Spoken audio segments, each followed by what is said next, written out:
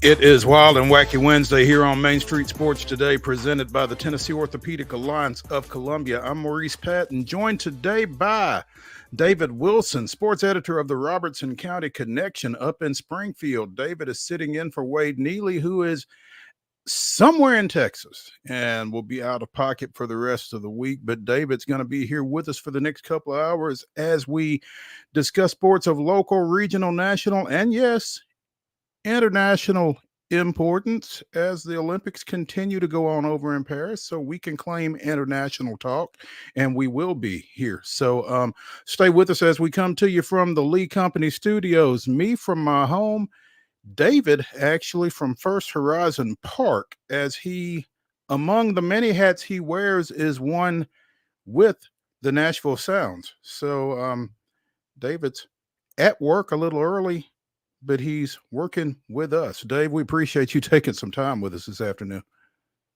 I am happy to be with you, my good friend, the Hall of Famer himself. So happy to spend this Wednesday with you, talking a little sports of all kinds, as you mentioned, international, local, and national. So looking forward to it with you. Absolutely. It's going to be fun. Here in the next hour, we will be joined by Terry McCormick, TitanInsider.com, because it feels like there's never a dull moment when it comes to the Titans. We just visited with Tobias Wilborn earlier this week about the addition of Quandre Diggs in the defensive secondary. Well,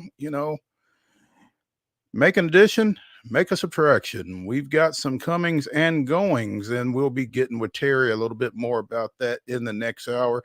In the next segment, we will be visiting with Heather Williams of WCYB TV out of Johnson City, as we typically do on Wednesdays, talking a little NASCAR. They're getting ready to get back on the track after a 2-week Olympic-induced layoff. They'll be going to Richmond this weekend. We'll be talking to her a little bit about that and some extracurricular activity going on in Heather's backyard, or being planned for Heather's backyard. So looking forward to picking her brain about some non-racing stuff as well, as we like to do with Heather.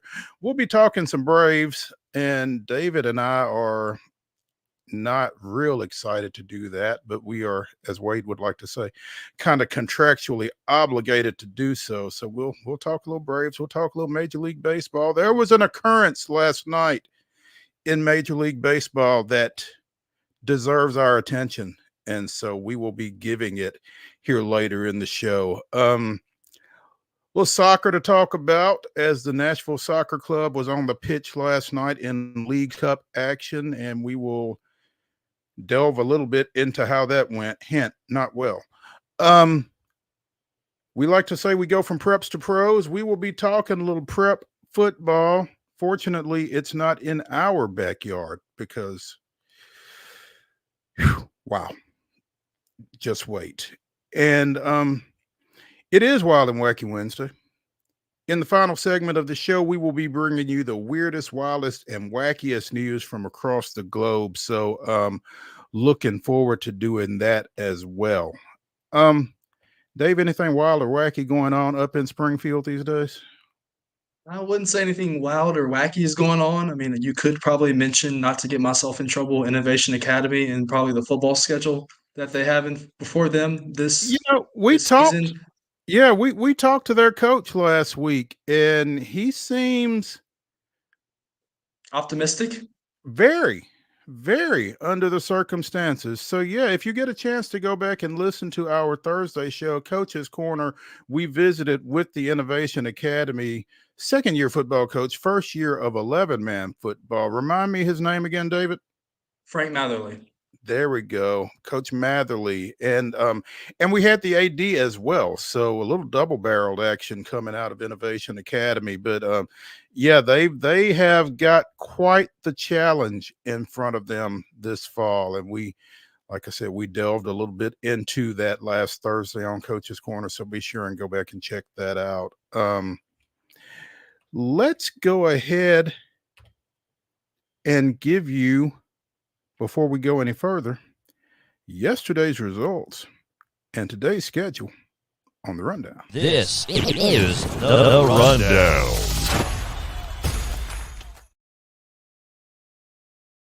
Tuesday baseball action. We had the Milwaukee Brewers with a 10-0 victory at Truist Park over the Atlanta Braves. The Houston Astros doubled up Texas 4-2. We'll talk more about that one later in the show as well. And in minor league baseball action out at First Horizon Park, the Nashville Sounds opened their 6-game series against visiting Indianapolis with an 8-4 victory. Today's action, 1:35. You can see it on Major League Baseball Network, so it's actually on right now. The Astros and the Rangers are going at it. Let's see if we can get a score. Do we have a score? Astros leading that one 1-0 in the bottom of the second, so Wade should be pretty happy. 6:20 first pitch tonight back at Truist Park as the Braves and the Brewers get it going once again. You can see it on BallySportsSouth.com. And at 6:35, as we mentioned, Dave, is a little early, but the Indianapolis Indians and the Nashville Sounds will play game 2 of their 6-game series tonight. So, if you want to see some ball, get on out there and check that out. It's going to be a fun week out at First Horizon Park. Oh, one other result we did not give you earlier, but in Leagues Cup play, the Nashville Soccer Club went to New England, took on the Revolution, played to a 1-1 draw with New England winning on penalty kicks 5-4, ending NSC's run in Leagues Cup. And again, we'll talk a little bit more about that later in the show. Ladies and gentlemen, that is your rundown.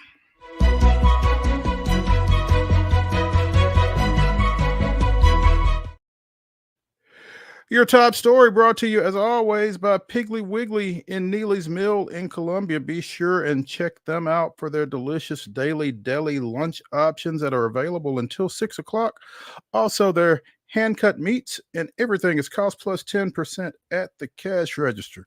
Piggly Wiggly, Neely's Mill, Columbia, bringing you our top story.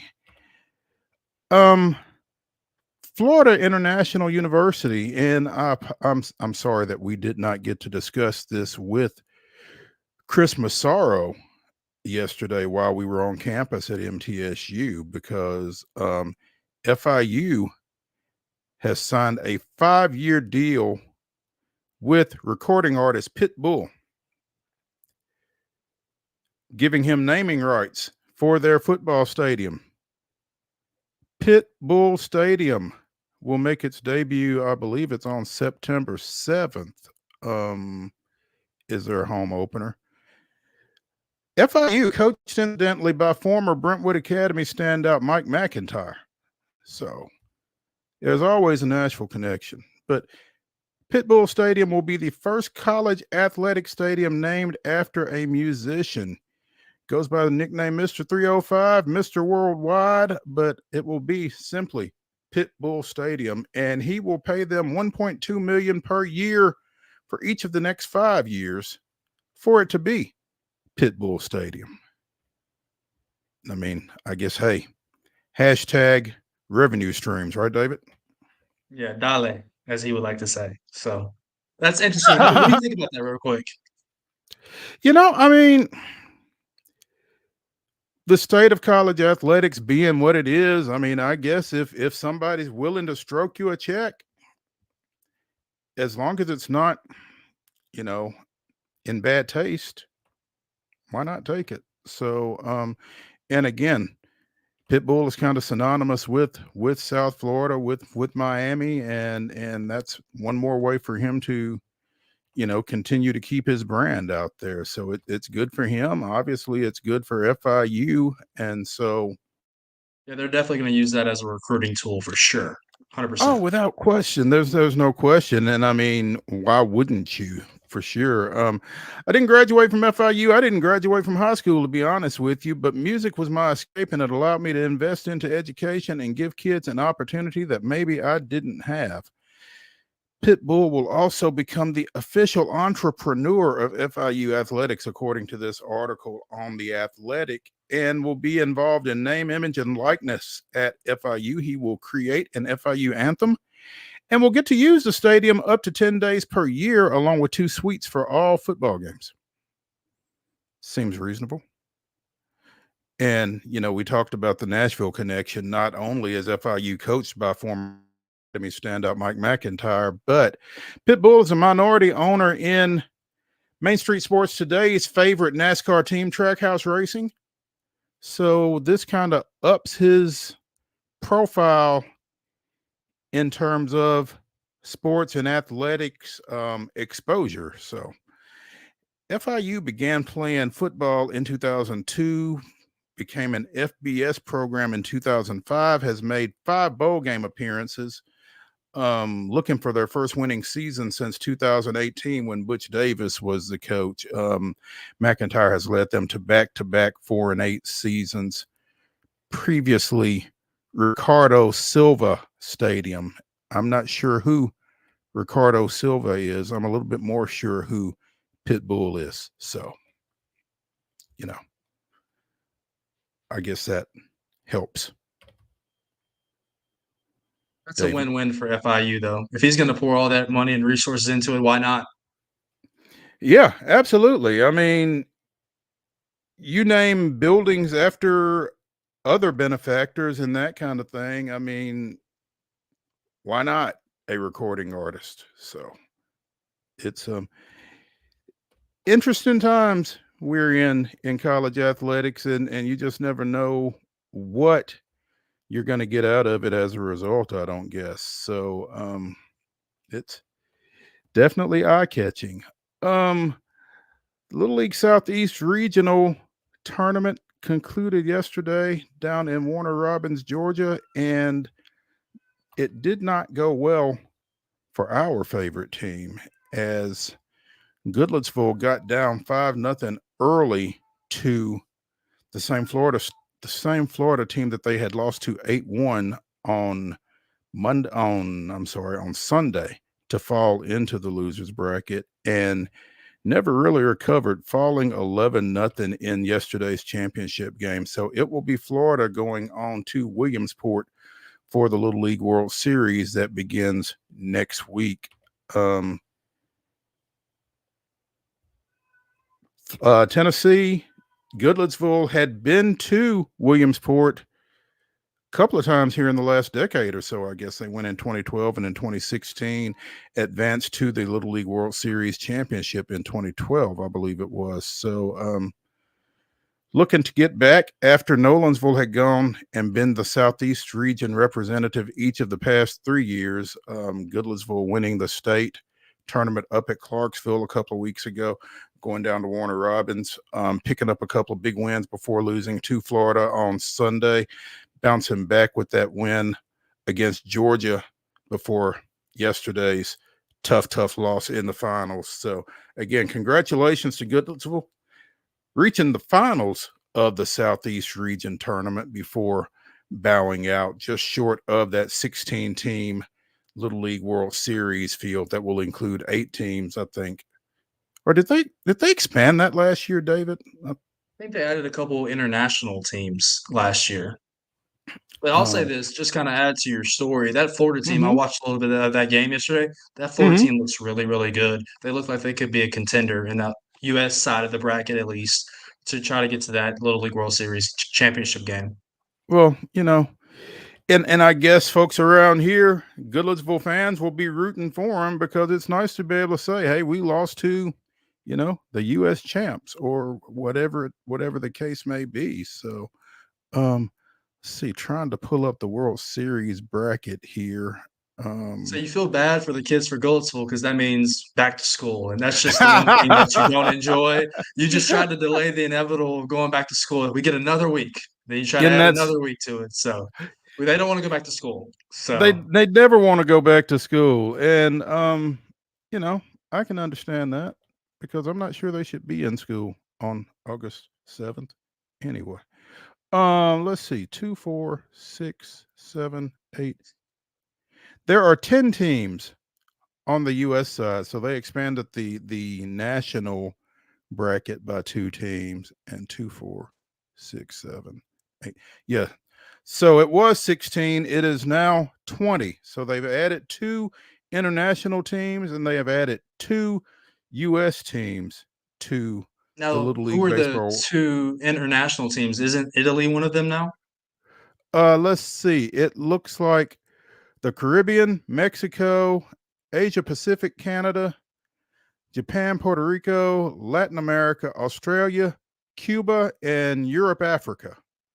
So Okay, now so I I'm think not sure Italy which of those. rolls I'm in not with sure which Europe. of those is Okay. new. Yeah, Italy would fall in with the Europe, Africa And I think they grouped representative. those together now. I don't think they used to be together in the Yeah, past. So, and then you've got New England, West, Southeast, Midwest, Metro, Mountain, Great Lakes, Northwest, Southwest, and Mid Atlantic are your United States teams.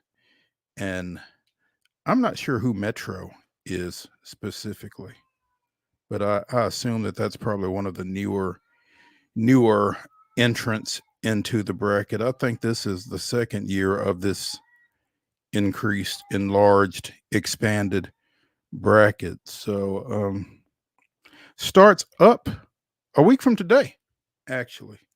And you will be able to watch all of that on all of the ESPN platforms. So always fun.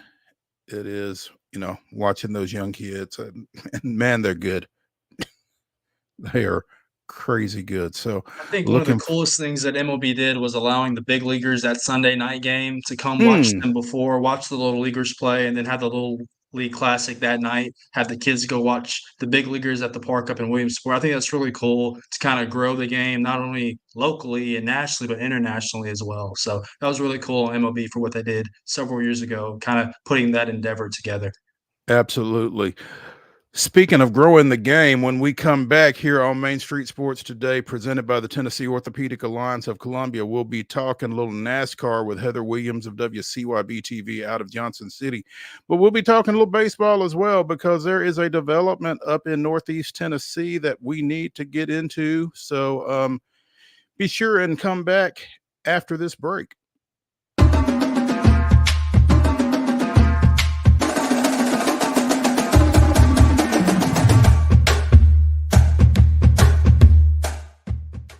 Whether you're an athlete or a weekend warrior, when it comes to your performance, don't settle for anything less than excellence.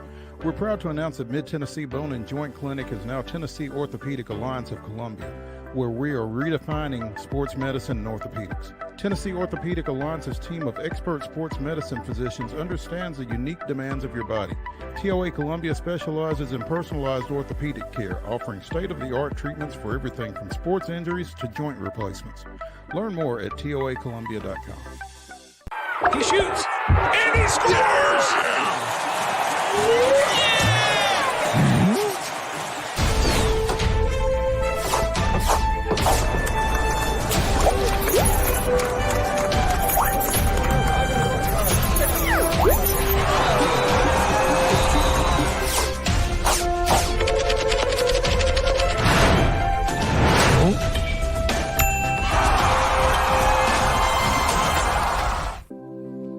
Custom Stone Handler supplies over 600 distributors and suppliers with quality stone products. Along with River Stone, we produce and distribute over 100 building, landscape, and other bulk products. Our goal is to provide quality products, service, and partnerships to ensure our customers' success. We firmly believe that the measure of any person or company is how they treat other people and customers. Give them a call at 931-490-4990 or visit CustomStonehandlers.com. Nashville Sounds Baseball is back in Hit City for the 2024 season. Spend your nights and weekends at the ballpark with weekly giveaways, fireworks shows, throwback deals, live music, and more. Top talent will take the field at First Horizon Park against the AAA Minnesota Twins, Baltimore Orioles, Atlanta Braves, St. Louis Cardinals, Cincinnati Reds, and more. Tickets start at just $10 and are available now at NashvilleSounds.com. We will see you in Hit City. With Lee Company technology, the best handymen are hands-off. Lee Company techs have been using visual findings and other smart technology tools for years to add transparency and virtually take customers along. You see what we see, whether we're in a crawl space or on a roof. With Lee Company, technology helps us help you, no matter what's happening in the world or at your house. We thrive under the lights. a city of performers, putting on one heck of a show. Headlining night after night. Welcome to Smashville.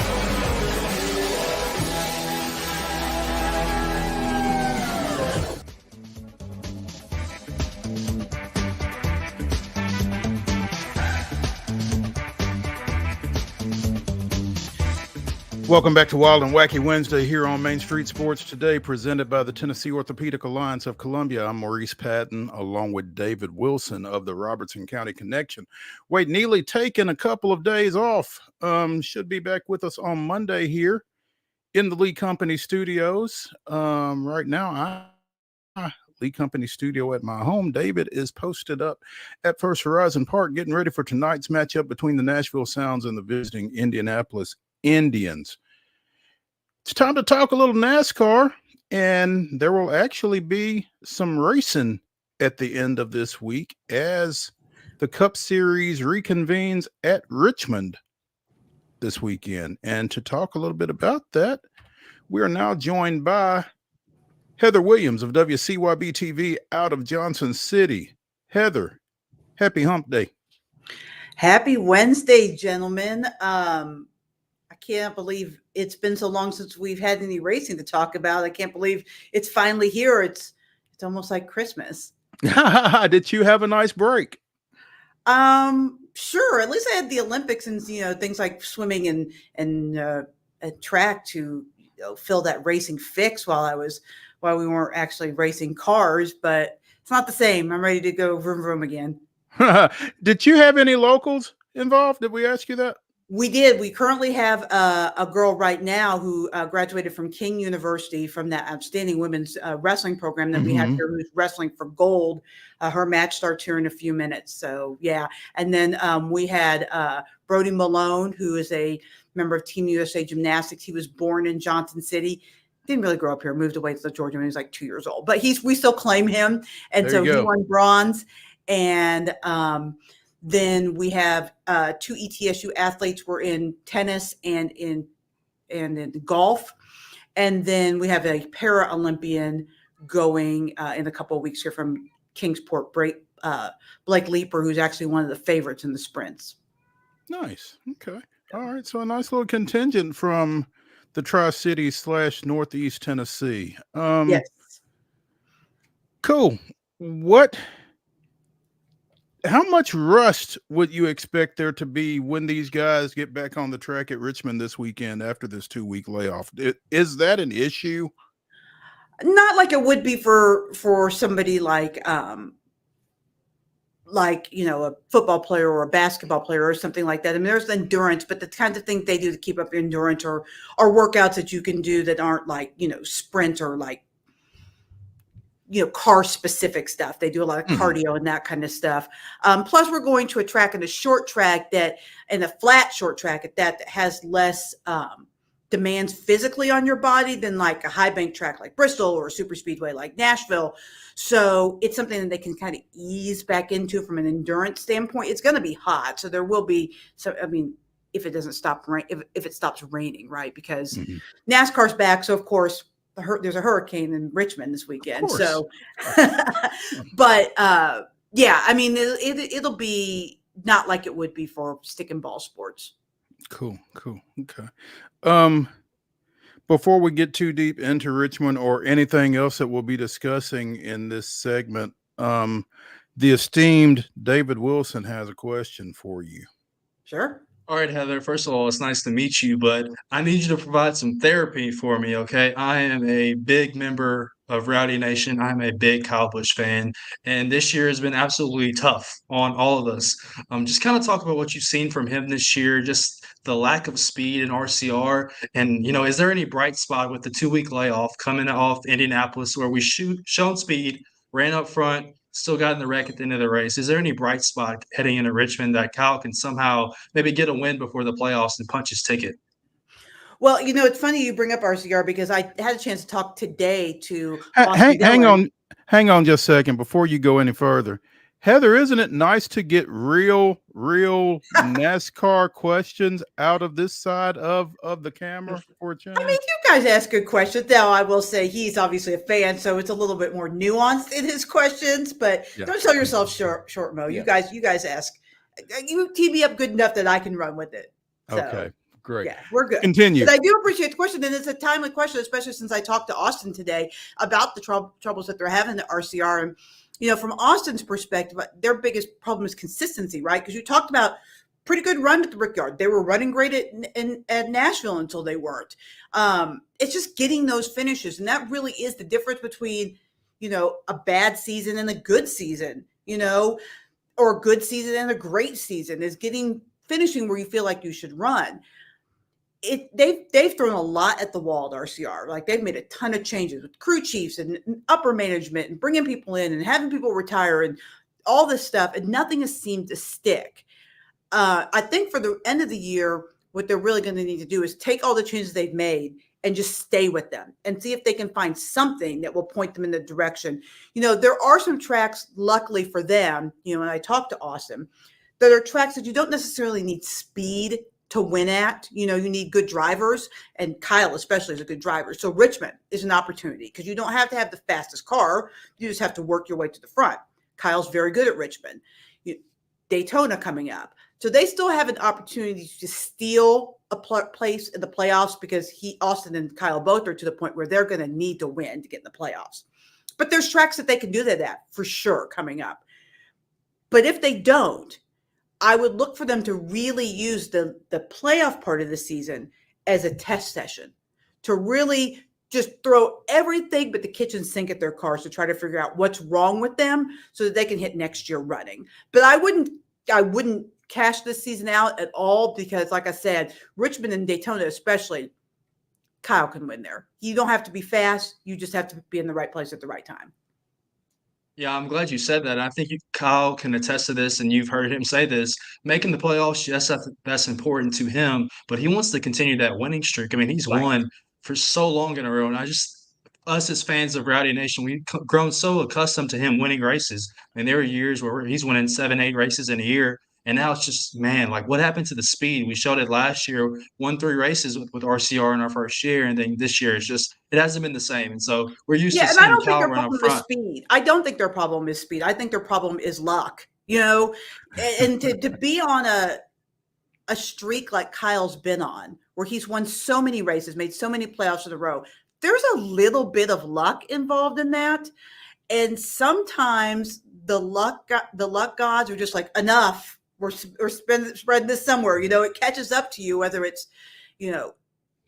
in stick and ball sports, teams that avoid injuries and then all of a sudden find injuries or whatever. But the really good teams, and this is why I would never write Kyle off, they find a way eventually, right? Use the example of my Chiefs last year. They were terrible. They couldn't catch the ball, whatever. But when the pressure really got on them, the lights shone bright, they found a way. And I feel like Kyle is almost the Patrick Mahomes of NASCAR. I mean, he's that good. He changed the sport a lot. He's the 4th best driver? Yeah, apparently. I mean, that checks. We can talk about that later, but thank you. And thank you, NFL players, for giving Mahomes to have something on the chip on his shoulder about.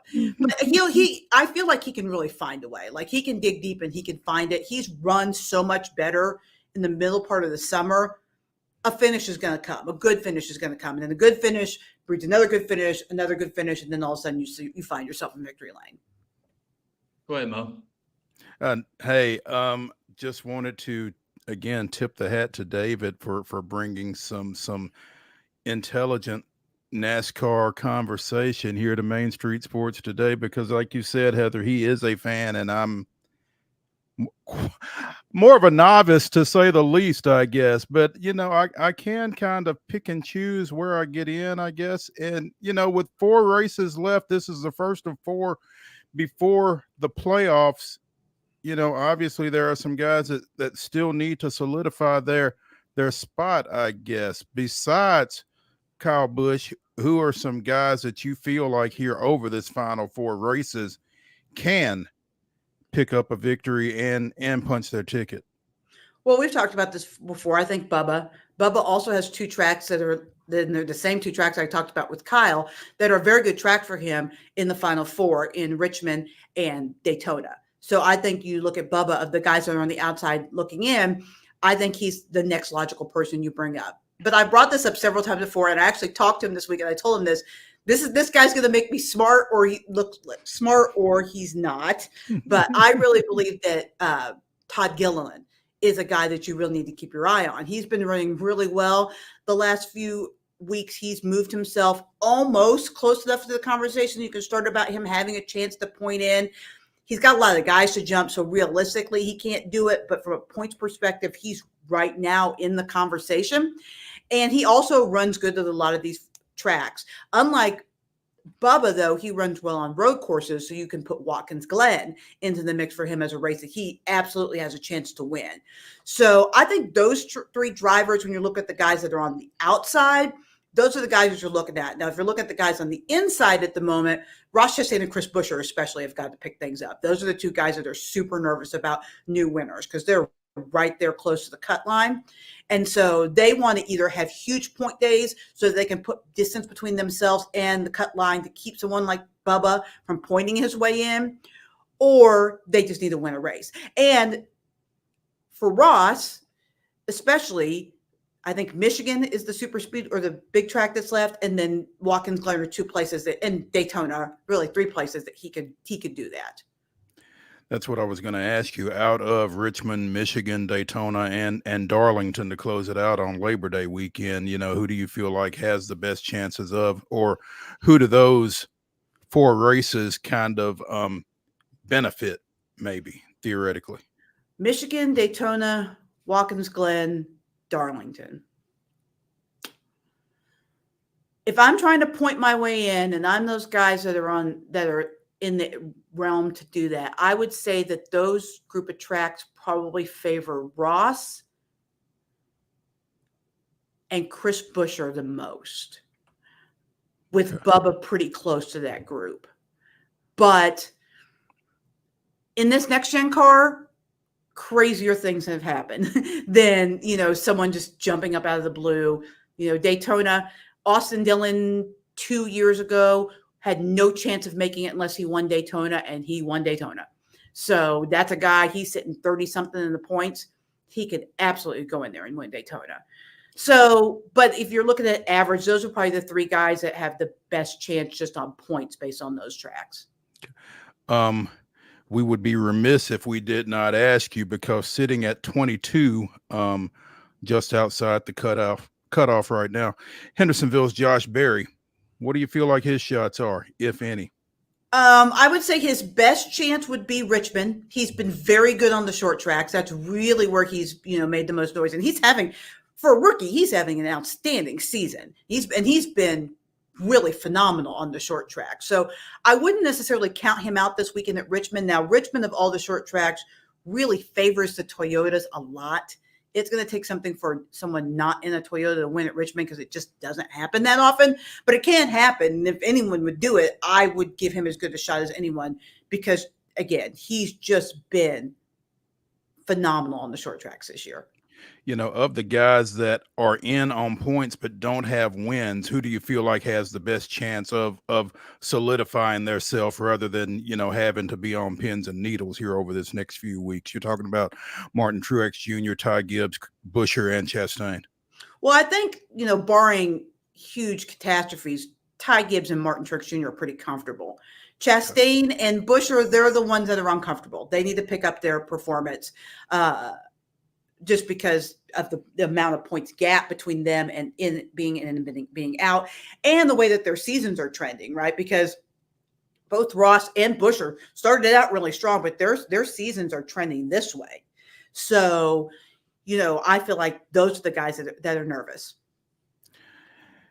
One piece of news we talked about, or David and I talked about, the many hats that he wears. I did not realize that he was also an executive with Toyota North America, because David Wilson announced his retirement effective in mid-December, with Tyler Gibbs taking his spot as president of TRD. So, David, congrats, I guess. No, seriously, Heather, what is the significance of that move? I mean, it's big. David Wilson's been a huge part of TRD. He is the face. He's the guy that when they trot someone out there to talk about what they're doing, he's kind of the engine that makes that whole thing go. And he's been a big part of the success of Toyota since it entered the sport now, almost 20 years ago. I mean, he's a phenomenally successful executive and has made them really I know Chevy wins a lot of manufactured championships, but Chevy wins it by having the top team in the garage and then numbers, right? But when you look at what Toyota does, and they're pretty consistently the number 2, they do it with far less teams. They have currently, well, they added just Jimmy Johnson's team, Legacy Motor Club. They added them this year. So now they're up to having 8 teams. But, for the majority of their time, they've had 6, 7 teams in the garage area, which is way less than everybody else. And they're still, Joe Gibbs Racing is right up there with Hendrick Motorsports for the top team in the garage. They're like back and forth every year. And then you have 2311, which is a fairly new team, is already considered to be one of the upper echelon teams in the garage area. And then they're working through some things at Legacy. They had some issues that are going to take a few years to get them built up to where they want to be. But he's just done a phenomenal job with that organization. It's kind of like following, Phil Fulmer at Tennessee. Do you really want to be that guy? I don't know if I do, but, we'll see how it works out. Now, Tyler Gibbs has been in the organization forever and does phenomenal work as well. We in the media don't get to deal with him as much, so I'm not as familiar with him, but I'm sure he'll do a great job.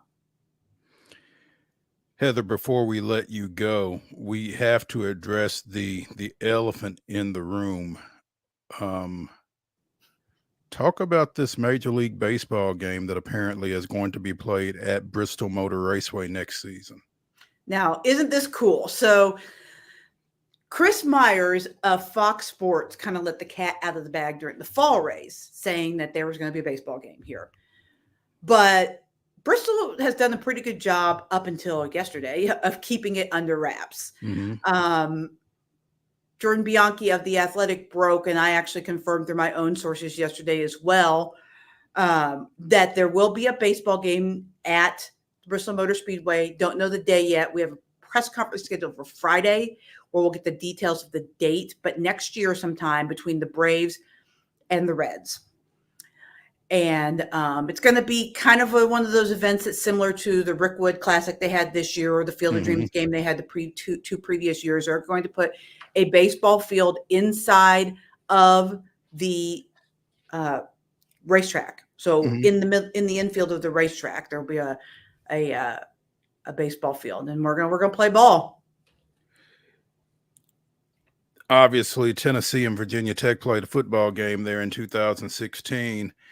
Drew 156,000, almost 157,000. Bristol seats 150,000 for racing. The largest crowd for a Major League Baseball game apparently was an exhibition between the Red Sox and the Dodgers in 2008 at the LA Coliseum. Announced crowd of 115,300. They'll break that. You think? Yeah, they'll break that.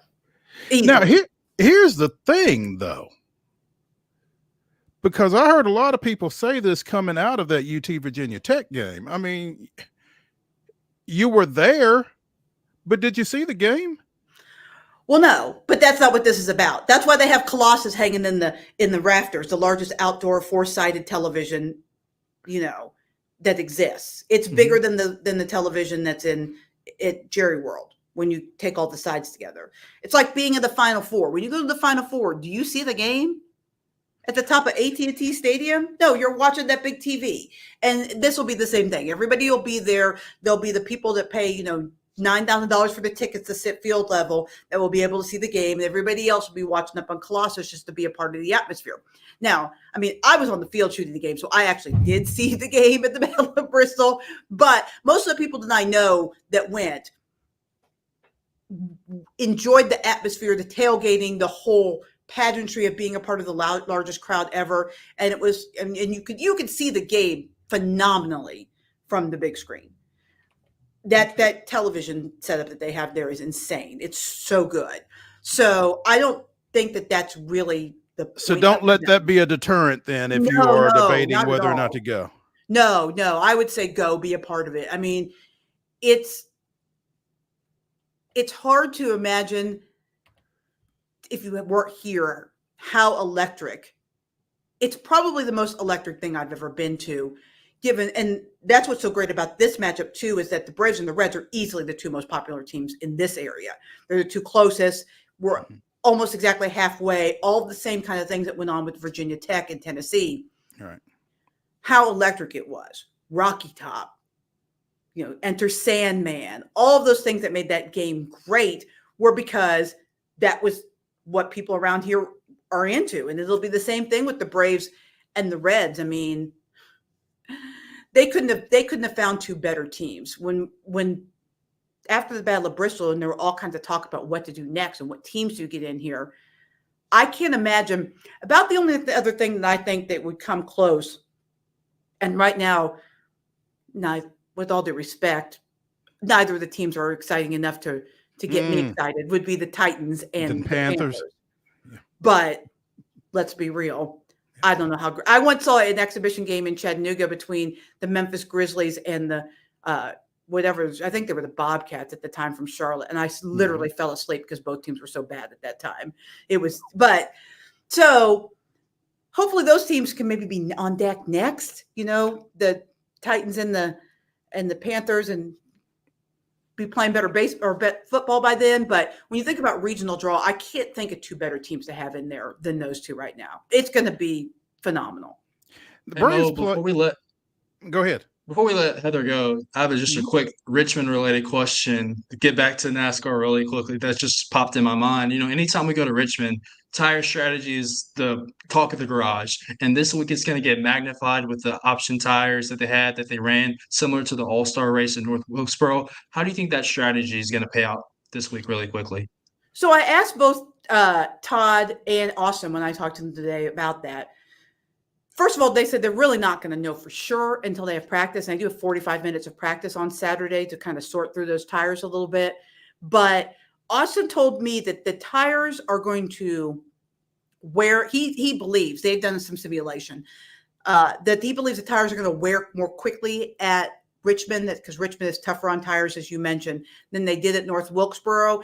And so somebody's not going to be able to put on a set of those option tires and just run them to death like they did at Wilkesboro. So drivers are really going to have to make a decision about when they use those tires, because they will initially be much, much faster, and how to save them and use them and make them last as opposed to just the normal tires. So there's going to be a million different strategies going on, I'm sure.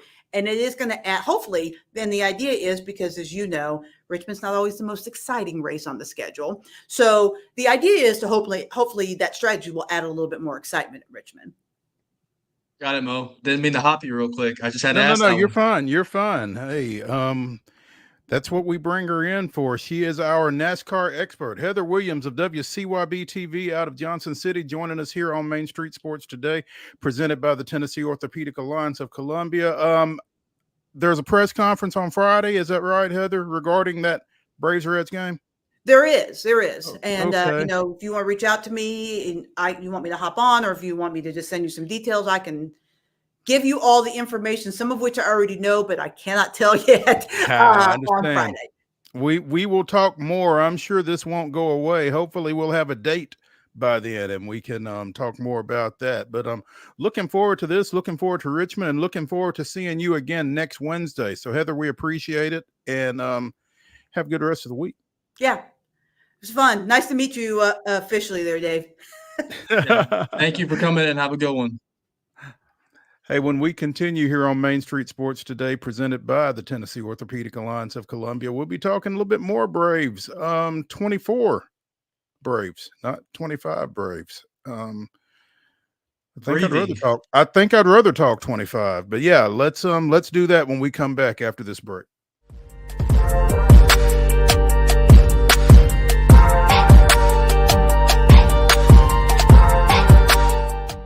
Nashville Sounds Baseball is back in Hit City for the 2024 season. Spend your nights and weekends at the ballpark with weekly giveaways, fireworks shows, throwback deals, live music, and more. Top talent will take the field at First Horizon Park against the AAA Minnesota Twins, Baltimore Orioles, Atlanta Braves, St. Louis Cardinals, Cincinnati Reds, and more. Tickets start at just $10 and are available now at NashvilleSounds.com. We will see you in Hit City. Whether you're an athlete or a weekend warrior, when it comes to your performance, don't settle for anything less than excellence. We're proud to announce that Mid-Tennessee Bone and Joint Clinic is now Tennessee Orthopedic Alliance of Columbia, where we are redefining sports medicine and orthopedics. Tennessee Orthopedic Alliance's team of expert sports medicine physicians understands the unique demands of your body. TOA Columbia specializes in personalized orthopedic care, offering state-of-the-art treatments for everything from sports injuries to joint replacements. Learn more at toacolumbia.com. With Lee Company technology, the best handymen are hands-off. Lee Company techs have been using visual findings and other smart technology tools for years to add transparency and virtually take customers along.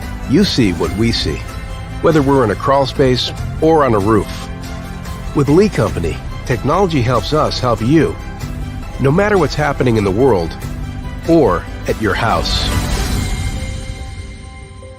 Jones & Lang Sporting Goods here in Columbia has been outfitting teams, officials, and anybody else from T-ball to college for 50 plus years. Be sure and check them out at 931-388-8060 or online at jonesandlang.com. Jones & Lang Sporting Goods, the look of a winner. Zion Christian Academy, zioneagles.org or 931-388-5731. You can schedule your appointment. Go tour their campus. It is beautiful over there, and you're definitely going to want to see it. Again, it's zioneagles.org. Give them a call, 931-388-5731, and schedule your tour today.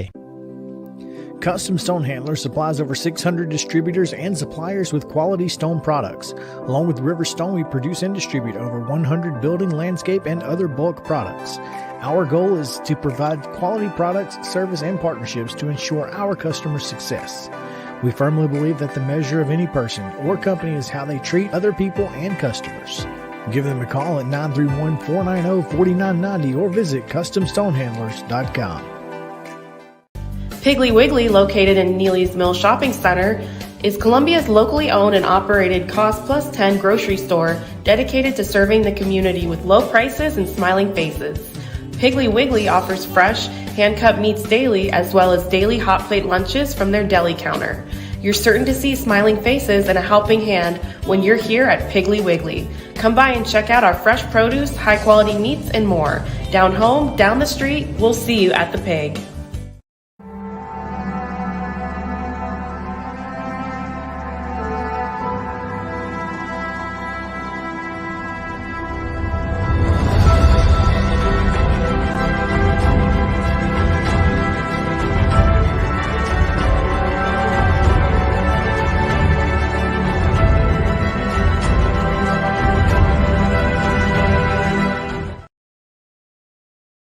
August 7th, 2011, Dan Uggla's eighth inning single extended his hitting streak to 28 games, but an 0-for-4 day stopped Freddie Freeman's string at 20 games. Both were overshadowed by Chipper Jones's game-winning base hit in the ninth as the Braves won 6-5 over the host Mets. Uggla and Freeman came into the game as the first teammates with matching 20-game hit streaks since Mickey Rivers and Al Oliver did so with the 1980 Texas Rangers. That was this day in Braves history. Those guys could hit. It'd be nice if some of the current Braves could whip off a 20-game hitting streak. You know, throw it right back at them. Here's the streak that they are currently ripping off following last night's 10-0 loss to Milwaukee. 24 consecutive scoreless innings is the streak that the Braves take into tonight's matchup against the Brewers. Freddie Peralta on the bump for the Brewers, 6-6 with a 3.89 ERA. Cy Young Award candidate Chris Sale, 13-3, 2.71, going for the Braves in that 6:20 Central Time matchup. But yeah, the Braves have not scored since the third inning of Saturday's 4-3 loss to Miami. That was followed by a 7-0 loss to Miami on Sunday, and obviously that 10-0 debacle last night that included Luke Williams on the mound. Supposedly, I don't know because I wasn't watching at that point. You know who else wasn't watching at that point? Who was that? Callie Neely, Wade's sister, who went to the game. She got what she was after. She got that outcast bobblehead. She did not get the win, and she did not stay the full 9, and I ain't mad at her. I think what's most disappointing is if you look at the list of pitchers that they have faced since Saturday, it's not like they're facing guys. I mean, granted, they're big leaguers, and I'm going to tip my cap to them. They're not facing Cy Young candidate pitchers. I mean, the Marlins were a team that sold at the deadline, have a bunch of young guys. And then, I mean, Colin Ray has had a great year for Milwaukee, but I Colin Ray has mean, had a breakout year. This is the best year of his career. He's won 10 games. I don't think he had won 5 games in a season prior to this year. So, I mean, he's pitching his fanny off, but still, this they just offense, faced him last week. well, yeah, and they just faced Bryce Elder last week. So, Yeah, yeah, we won't speak about that. yeah, let's not. But, they had gone, I think, 231 games without being shut out prior to Sunday, and now they've been shut out in consecutive games. Shut out at Now, home. Now they at did shut home. out. Yes, at home. They did get shut out last year in the playoffs in that first game against Okay, Philly. now, But no, okay, so is it at home or is it regular season? I it think it's is regular at season. I think regular it's season at home. okay. All right. All right. Okay. I'm going to defer to you because you're probably paying a little bit more attention to the Braves at this moment than I am. I'm a little disgusted, but I feel like the law of averages maybe catches up and maybe Chris Sale can keep the Brewers in check long enough for the Braves offense to stay engaged. So, So I well, found this little nugget for you, and I think you'll appreciate this. This was in the talk to Braves me. game notes last night, and this was courtesy of Justin Toscano, who does a great job for the AJC down Mm-hmm. there. It said Max Fried, Chris Sale, Charlie Morton, Ronaldo Lopez have a combined 3.03 ERA this year. Okay, that was entering Wednesday. The Braves have gone 47-31 in their starts. 9 other pitchers have combined to make 34 starts for the Braves, and they have logged a 6.11 ERA. The Braves are 13-21 in those contests. That's the story of the year right there. The top 4 have done their job, but that 5th starter spot that would have been Spencer Strider's, they Mm. have not been able to find a person who can fill that or stay healthy enough to fill that. And you can make a good point. Last year there were injuries in the rotation, but the offense was hitting so well and bashing so much that they could cover up the 5th starter. They're not doing that this year, and it's really magnified maybe that lack of depth, quality depth. They have depth. It's healthy quality depth that's the issue.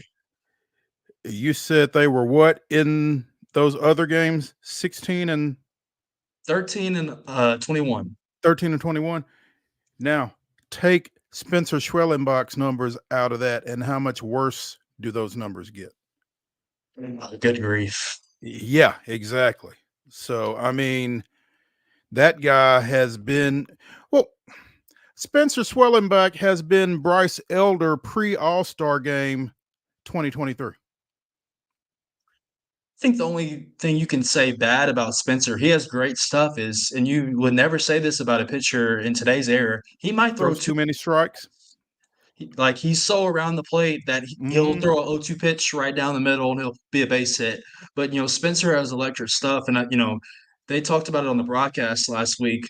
The most common name that came up in trade talks with the Braves that other team asked for, Spencer Schwellenbach, and AA delightly just put the phone down. That's not going to yeah. happen. So Yeah. I mean, you got to ask, right? I mean, I give it to the other gotta ask. 29 GMs. You got to ask, but I think that's kind of reversing things. Anthopoulos has probably made those kind of asks in the past and might have gotten favorable responses. So, closed mouth don't get fed. I get it. But no, you can't have Schwelly. Sorry. Again, it's Sale going tonight. It is Charlie Morton going tomorrow, and one of those is significantly more inspiring than the other. So we'll see how things go. Wonder which one. Yeah, go figure. Maybe it's the one with double the wins of the other one. Good news for the Chicago White Sox. They finally got a win last night? They finally got a win last night. Finally. They won 5-1 at Oakland, stopping their skid at 21 consecutive losses. And so White Sox. Yeah, White Sox outfielder Gavin Sheets and former Baltimore Orioles outfielder / DH Larry Sheets have no bragging rights over each other because they were each on teams that lost 21 straight. There was a picture circulating around the internet on Monday. It was, the guy who got traded from the Dodgers. It's Vargas, right? Mm-hmm. Go Vargas. Just looking miserable at the end of the dugout. You went from the Dodgers, one of the best organizations in baseball, to playing for the White Sox.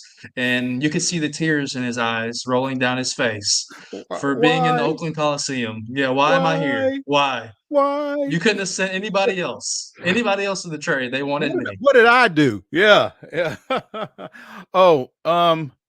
Need to mention this for Wade.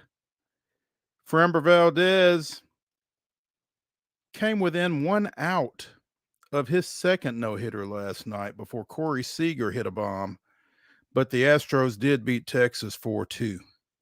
That's big for him, too, because he's been getting shellacked lately. So he just kind of turned a corner, hopefully, last night for Wade, because he has not been the Valdez of old this year. That's for sure. Well, I don't think any of the Astros have been the Astros of old to this point this season, but Valdez was perfect through 5, faced the minimum through 6, gave up a base runner to lead off the sixth, on a throwing error by Alex Bregman, but again took the no-hitter for 8 2/3, and man, that's tough. We just talked a couple of weeks ago about the left-hander Sean Newcomb, who took a no-hitter for 8 2/3 for the Braves against the Dodgers before losing it. I mean, to get that close and not be able to close it out, man, that's got to be frustrating. Very. I think the Braves also had one with Fultonevich against Oakland back in the day, and I think it was Matt Olson that hit the homer in the Coliseum. So, little Brave on future Brave crime right there. Goodness gracious, I can tell you I'd rather have Matt Olson than Mike Fultonevich at this point. So yeah. I would agree. That worked out well. Hey, hour number 1 of Wild and Wacky Wednesday here on Main Street Sports Today, presented by the Tennessee Orthopedic Alliance of Columbia, winds down. When we return to the Lee Company studios for hour number 2 after this break, we'll be diving into the grab bag. Stay tuned.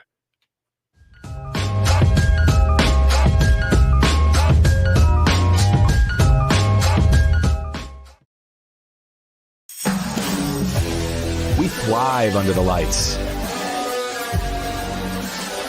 A city of performers, putting on one heck of a show. Headlining night after night. Welcome to Smashville.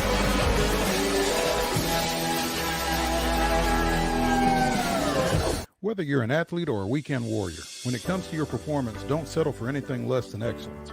We're proud to announce that Mid-Tennessee Bone and Joint Clinic is now Tennessee Orthopedic Alliance of Columbia, where we are redefining sports medicine and orthopedics. Tennessee Orthopedic Alliance's team of expert sports medicine physicians understands the unique demands of your body. TOA Columbia specializes in personalized orthopedic care, offering state-of-the-art treatments for everything from sports injuries to joint replacements. Learn more at toacolumbia.com. With Lee Company technology, the best handymen are hands-off. Lee Company techs have been using visual findings and other smart technology tools for years to add transparency and virtually take customers along. You see what we see, whether we're in a crawl space or on a roof. With Lee Company, technology helps us help you, no matter what's happening in the world or at your house. Jones & Lang Sporting Goods here in Columbia has been outfitting teams, officials, and anybody else from T-ball to college for 50-plus years. Be sure and check them out at 931-388-8060 or online at jonesandlang.com. Jones & Lang Sporting Goods, the look of a winner. Zion Christian Academy, zioneagles.org or 931-388-5731. You can schedule your appointment. Go tour their campus. It is beautiful over there, and you're definitely going to want to see it. Again, it's zioneagles.org. Give them a call, 931-388-5731, and schedule your tour today. Piggly Wiggly, located in Neely's Mill Shopping Center, is Columbia's locally owned and operated Cost Plus 10 grocery store dedicated to serving the community with low prices and smiling faces. Piggly Wiggly offers fresh, hand-cut meats daily, as well as daily hot plate lunches from their deli counter. You're certain to see smiling faces and a helping hand when you're here at Piggly Wiggly. Come by and check out our fresh produce, high-quality meats, and more. Down home, down the street, we'll see you at the Pig. Nashville Sounds Baseball is back in Hit City for the 2024 season. Spend your nights and weekends at the ballpark with weekly giveaways, fireworks shows, throwback deals, live music, and more. Top talent will take the field at First Horizon Park against the AAA Minnesota Twins, Baltimore Orioles, Atlanta Braves, St. Louis Cardinals, Cincinnati Reds, and more. Tickets start at just $10 and are available now at NashvilleSounds.com. We will see you in Hit City.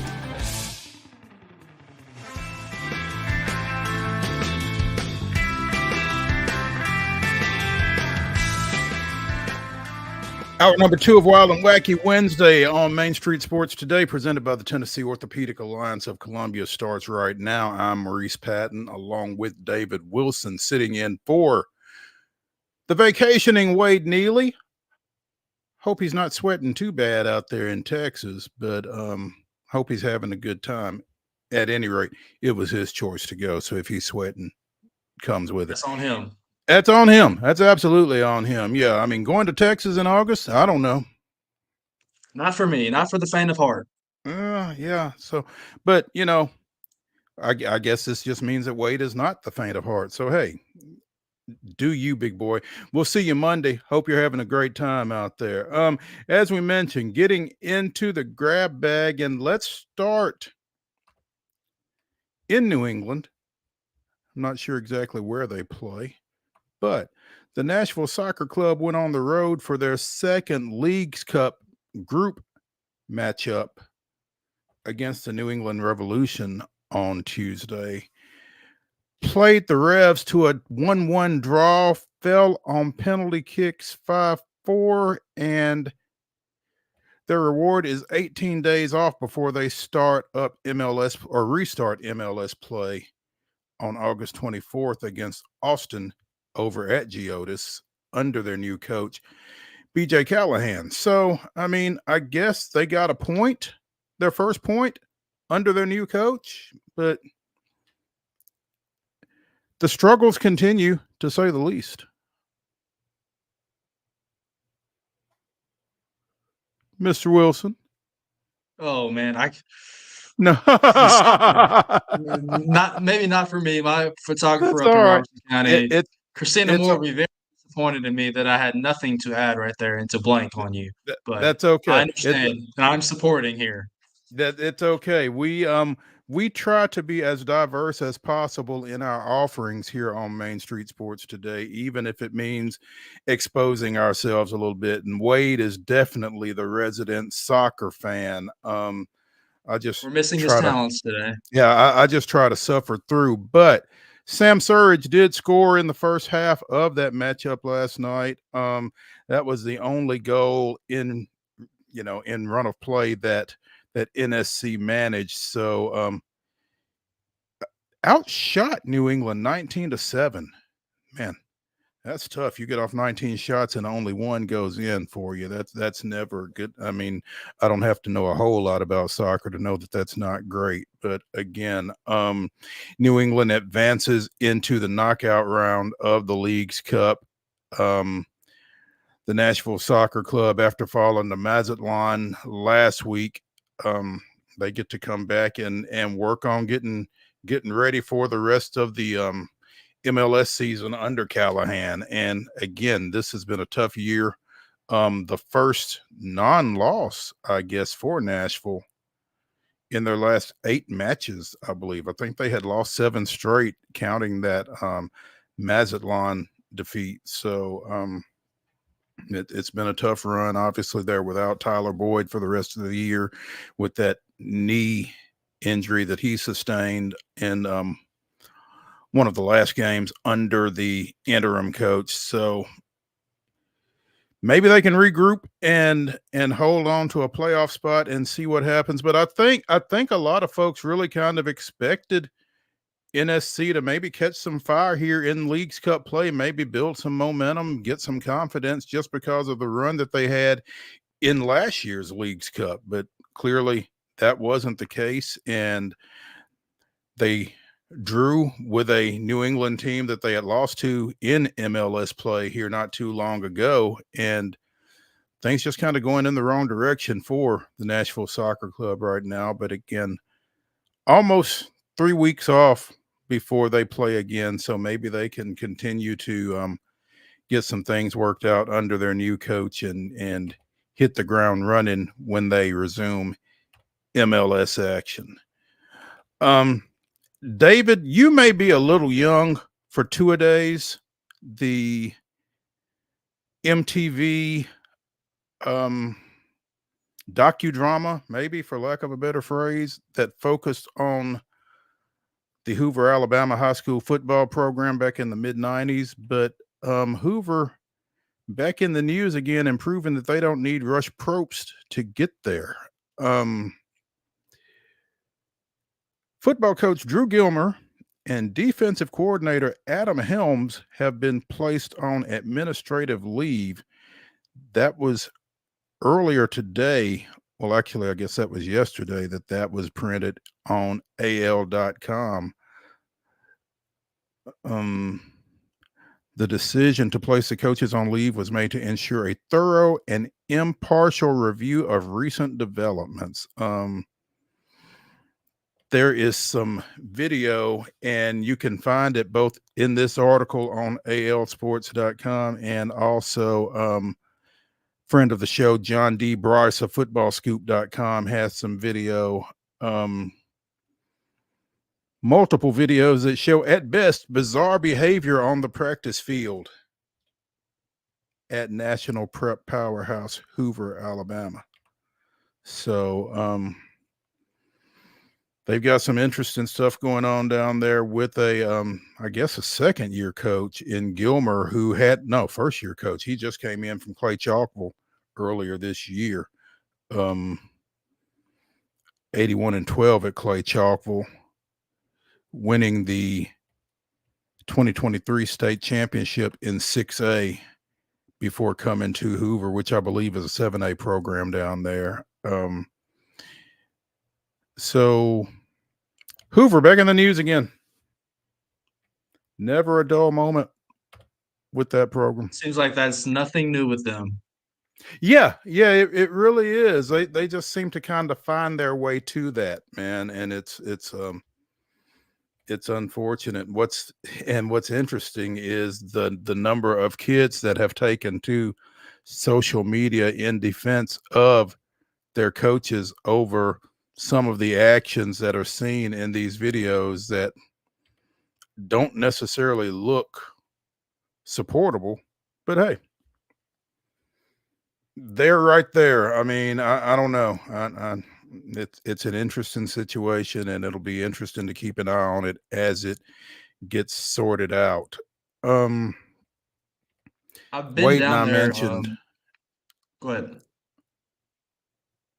I've been down there to the Hoover Met, and I've been by that high school that sits right behind it, and they definitely do not lack for resources. That is for sure. No, they do not. That's an excellent point, man. They support it in every way, shape, and form. And I've not been to Hoover. I have been by the Hoover Met, but I have been to Spain Park, which is kind of their mirror image down there, I think. And Nick wrestled in a wrestling tournament down there one spring, and yeah, it they are impressive facilities for sure. So they, to whom much is given, much is expected. So we will see how this shakes out. Wade and I were talking earlier, I guess it was on Monday, about the situation going on at Michigan with Sharon Moore potentially facing show cause from the NCAA for some issues that they have had. It was also He's mentioned that gonna pay for what Harbaugh got out just in time, to say the least. Harbaugh got out just in time, but He's not coming back. He's scroll, not coming back. So it doesn't matter. It's just a slap on the wrist. Scrolling through internet as we are wont to do, ex-Michigan coach Jim Harbaugh has been dealt a 4-year show cause for recruiting violations and unethical conduct. This is apparently unrelated to the sign stealing scandal that involves Connor Stallions, but yeah. And to your point, I mean, if he's not coming back, then the show cause really doesn't mean a whole lot. But the NCAA Division I Committee on Infractions determined that Harbaugh violated recruiting and inducement rules, engaged in unethical conduct, failed to promote an atmosphere of compliance, and violated head coach responsibility obligations. Harbaugh would be suspended for 100% of his first season if he returned to college coaching during the 4-year show cause period. So as you said, he's likely not coming back anyway. This may be more of a show than anything else, but for sure, the NCAA has sanctioned Harbaugh. Now, obviously, Michigan fans are probably taking the same, approach to this as you are. Well, he ain't coming back, so it really doesn't matter. Our question is, what are you going to do with Sharon? Yeah, I mean, he seems to have the promises of a good coach. I mean, he filled in last year valiantly. Like, granted, that team was really talented and probably didn't have a lot of flaws that he could, mess up, quote unquote. But he, you're kind of paying for the sins of Harbaugh and the Connor Stallions thing, where a lot of people feel like Michigan still kind of got away with some things and they didn't get enough of a punishment for that. So we'll see how that goes. But I don't think Ohio State feels sorry for him. That's for sure. No, they don't. Olympics. The women's basketball team looks like they are playing right now. Is that right? They're taking on Nigeria in the quarterfinals. Look that one up. Started at 3:30, which is 2:30 here, so it should be going on, I guess. 44-31, second quarter. Team USA has won its last 58 games in the Olympics coming into this quarterfinal matchup against Nigeria. So this may be a wrong place, wrong time for Nigeria, but the Nigerian women's team has become the first African team, either men's or women's, to make the quarterfinals of the Olympics. So kudos to them. You feel like that train stops right about here. You said 44-31. Yes, 46-31 now. I mean, just think about it. I feel sorry for him having to guard Asia Wilson and Brittany Griner in the post. Not a task I would want to have. And then have Brianna Stewart on the outside with Kelsey Plum. Not a good recipe for Nigeria. No, not at all. I thought I saw a young lady who played her high school ball down at Hamilton Heights, Elizabeth Belogan. I guess she played at Duke, maybe. That's playing for the Nigerian team. And again, this is a great accomplishment for them. It's just an unfortunate draw facing Team USA in the quarterfinals with the medal round on the line. But USA women doing pretty much what you would expect them to do at this point. And the medal count continues to be heavily in favor of the U.S. from these Olympic Games right now. Mark, do we have that?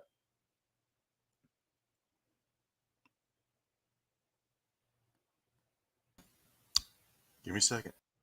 Okay.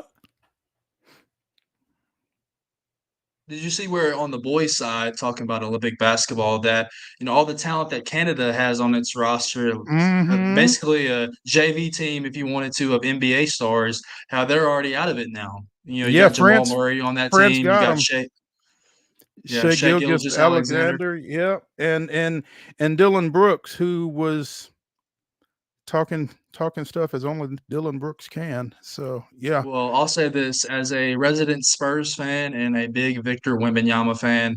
I hope that he continues to show out on that France team. I would say this, and this is just a sidebar. Eventually, over the next couple of years, he'll be the face of the NBA. That's for sure. yeah. U.S. with 94 medals total, 27 gold, 35 silver, 32 bronze, and I believe they are leading all comers in each of those. China is second with 65 total, Australia with 41, France with 40, along with Great Britain. So that's your top 1, 2, 3, 4, 5 in the medal count there. But the U.S. enjoying quite the Olympic Games over in Paris, and the women, getting ready to put themselves in position for an 8th straight Olympic gold medal. So we were talking about this here in the front office just yesterday. I couldn't imagine playing water polo in the Olympics and, first of all, swimming, but having the contact of trying to score, having another person draped all over me, I would probably die very quickly if I we wonder put how me in the deep. water. I wonder how deep the pool is. I'd be curious to know that. I mean, can you touch, or are you actually I don't think having so. to? Yeah, I think yeah. you're actually That having to swim for it, and that's no, just a different animal that David would not be prepared for. no. That's in the words of Randy Jackson. That's going to be a no for me, dog. Yeah. I have a lot of respect for him, though. I mean, I think we all enjoy swimming. The Olympics, obviously, the U.S. and the Australian national team going back and forth at, and then I think gymnastics with Simone Biles, everything that she's been able to accomplish, I think she draws a lot of eyes. But you have to have a lot of respect for all these athletes in the sports that they compete in. That's for sure. Without question. The men's basketball team takes on Serbia in the semifinals tomorrow. And I think from So, what I remember, they've already faced them in an exhibition game before. yeah, So yeah. Men down Brazil 122-87 yesterday. Serbia edged Australia 95-90 in their quarterfinal matchup. And yeah, it does seem like they played. I cannot remember how it went. I'm pretty sure that the U.S. won. But so that'll be tomorrow. There's something to look forward to in tomorrow's Olympic activities. So we'll be keeping an eye on that. Let's take a break here on Main Street Sports today, presented by the Tennessee Orthopedic Alliance of Columbia. When we return, we'll be talking a little Titans with Terry McCormick of TitanInsider.com. So stay tuned when we come back to the Lee Company studios after this break.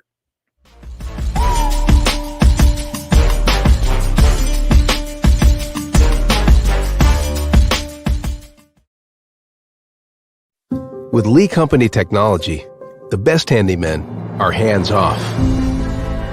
Lee Company techs have been using visual findings and other smart technology tools for years to add transparency and virtually take customers along. You see what we see, whether we're in a crawl space or on a roof. With Lee Company, technology helps us help you, no matter what's happening in the world or at your house. Piggly Wiggly, located in Neely's Mill Shopping Center, is Columbia's locally owned and operated Cost Plus 10 grocery store dedicated to serving the community with low prices and smiling faces. Piggly Wiggly offers fresh, hand-cut meats daily as well as daily hot plate lunches from their deli counter. You're certain to see smiling faces and a helping hand when you're here at Piggly Wiggly. Come by and check out our fresh produce, high-quality meats, and more. Down home, down the street, we'll see you at the Pig. Whether you're an athlete or a weekend warrior, when it comes to your performance, don't settle for anything less than excellence. We're proud to announce that Mid-Tennessee Bone and Joint Clinic is now Tennessee Orthopedic Alliance of Columbia, where we are redefining sports medicine and orthopedics. Tennessee Orthopedic Alliance's team of expert sports medicine physicians understands the unique demands of your body. TOA Columbia specializes in personalized orthopedic care, offering state-of-the-art treatments for everything from sports injuries to joint replacements. Learn more at toacolumbia.com. Custom Stone Handler supplies over 600 distributors and suppliers with quality stone products. Along with River Stone, we produce and distribute over 100 building, landscape, and other bulk products. Our goal is to provide quality products, service, and partnerships to ensure our customers' success. We firmly believe that the measure of any person or company is how they treat other people and customers. Give them a call at 931-490-4990 or visit CustomStonehandlers.com.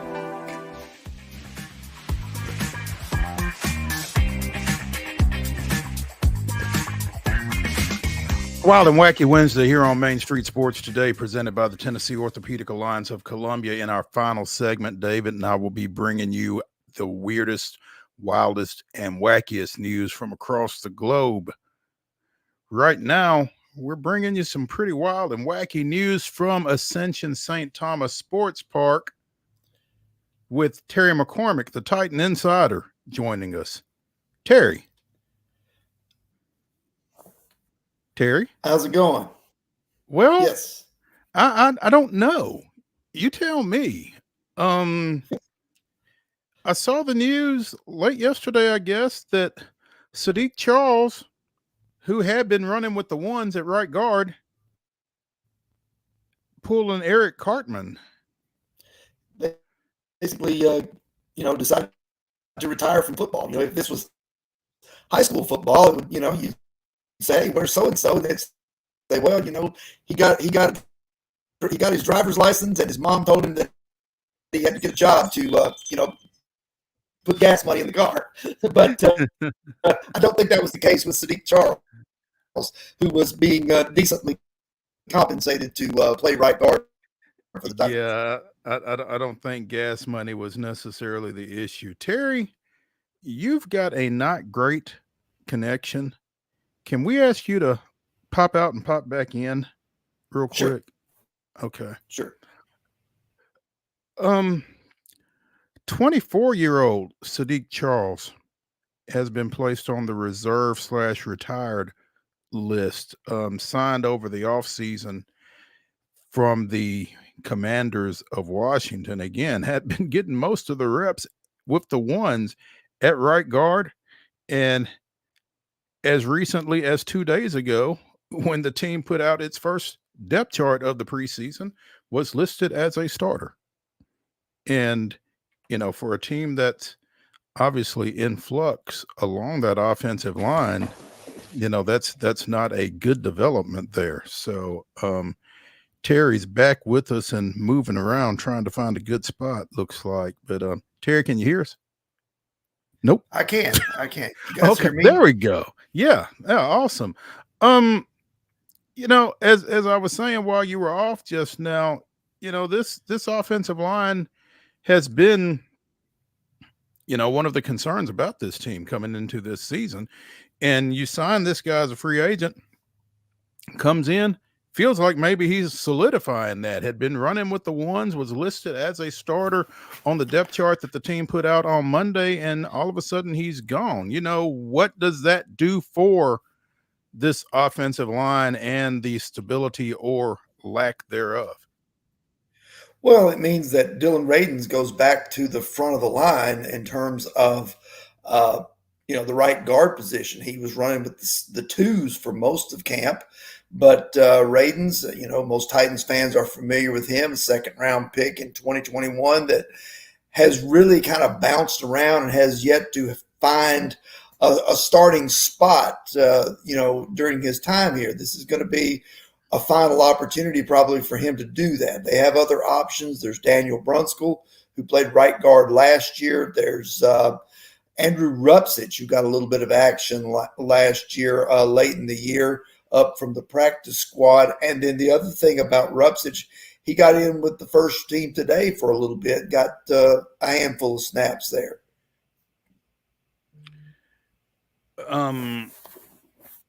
Radens had been with the twos, they had seen him, they've seen him. They brought Charles in, so clearly that would not be their preference, or had not been their preference, I guess. Is that fair to say? Yeah, I mean, I think, Brian Callahan said that it was still pretty much an open competition between Charles and Radens, even before what happened yesterday with Charles deciding to retire. So, I mean, in one sense, maybe you have to say that because you don't want Radens to feel like he's a backup that's, now getting that this is the only reason he's getting the opportunity. And there's some truth to what Callahan said, because Radens had gotten some first team reps, just not as many as Charles had gotten over the course of the last few months. Has there been anything from Charles on this? Haven't seen a thing. It's just one of those things, maybe he just, lost a little bit of his love for football. I have no idea. Sometimes, some guys, they see the risks, the dangers of the game, and it starts to wear on them, and they walk away. And, sometimes, either it's like I said yesterday on a radio show that, some guys walk away from the game first opportunity they get. Some guys are 35 years old and still trying to catch on with the Houston Roughnecks to see if they can get a few more snaps in some, league that may or may not make it. Yeah, absolutely. Terry McCormick of TitanInsider.com joining us here on Main Street Sports today, presented by the Tennessee Orthopedic Alliance of Columbia. Obviously, Charles isn't the only thing going on up front. Petit Ferrer is back and working. And there's a lot that kind of catches your attention with this offensive line right now.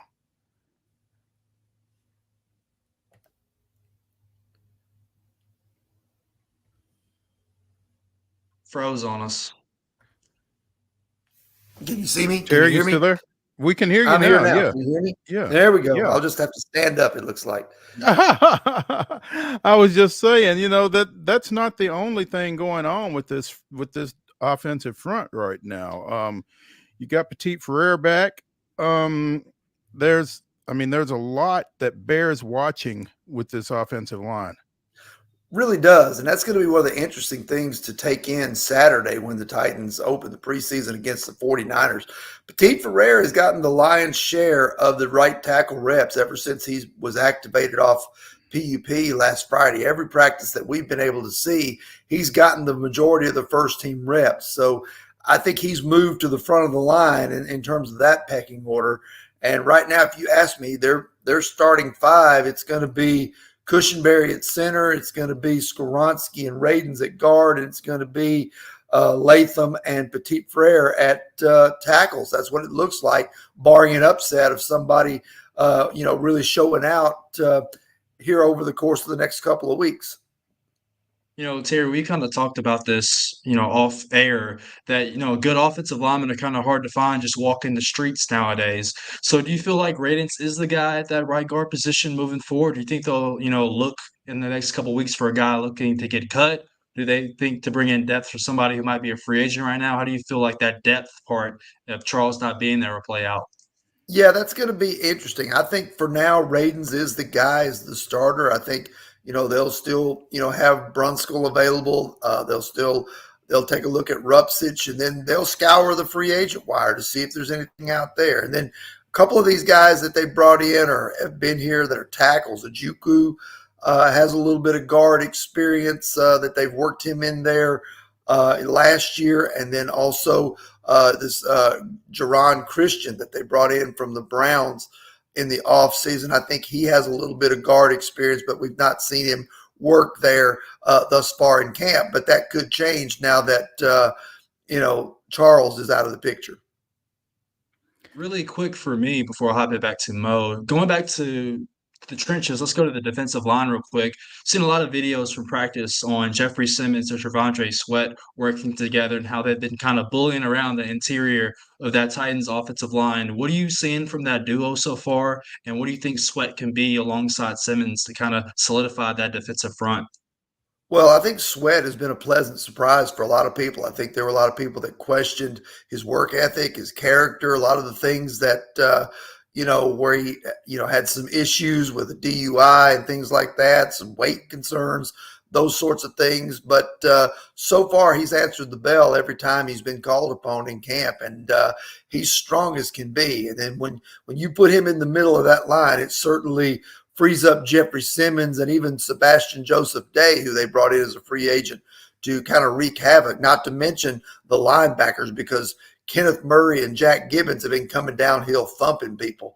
So it's going to be interesting to see, if they can keep that duo together and how many snaps they can get out of a guy like Devondre Sweat, because I'm not going to lie to you here. There is a significant drop off, it appears, behind the first team line. And as you guys know, unlike offensive line, which plays every snap they can play together, defensive line requires rotation to keep those guys fresh, to keep them, keep their stamina up, and to allow them to play, as well in the fourth quarter as they do in the first quarter. And so they're going to have to develop a little bit of depth out of some guys like Keandre Colburn and TK McClendon and Quentin Bohanna. Terry McCormick of TitanInsider.com joining us here on Main Street Sports today, presented by the Tennessee Orthopedic Alliance of Columbia.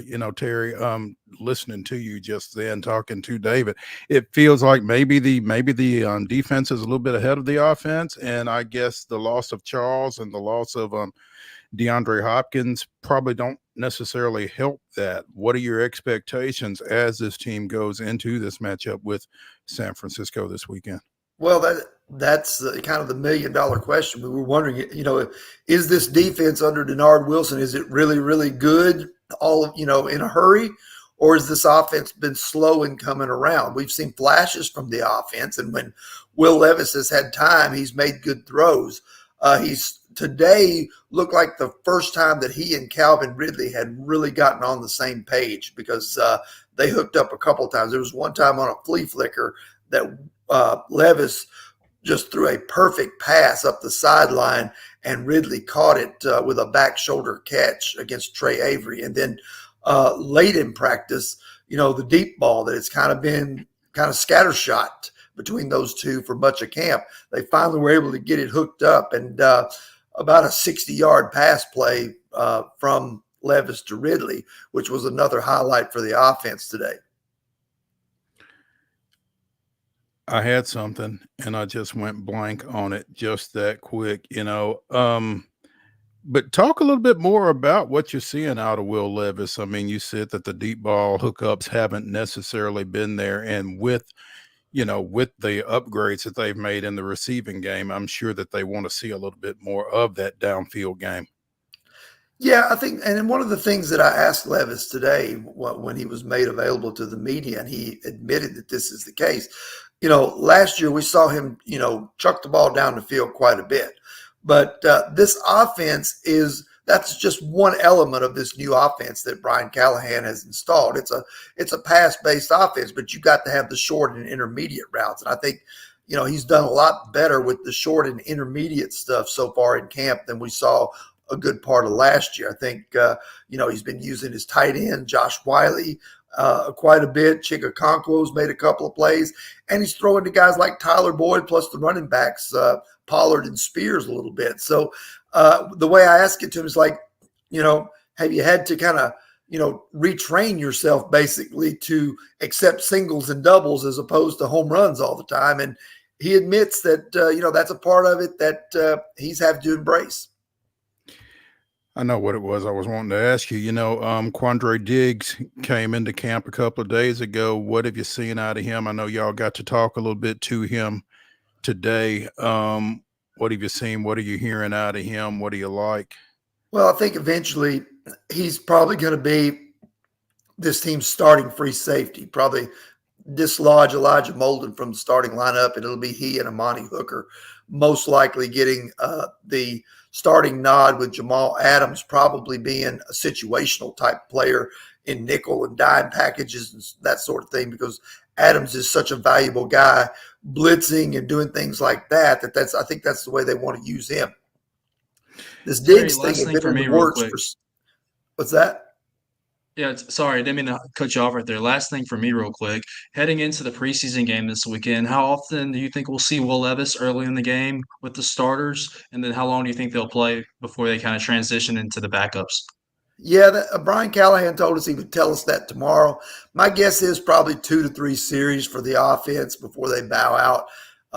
Not sure. Probably the defense similar to that. They want to get a look at a lot of guys, and then they've got the big joint practices coming with the Seahawks this week. On the Diggs front, he did individual work today and one-on-one.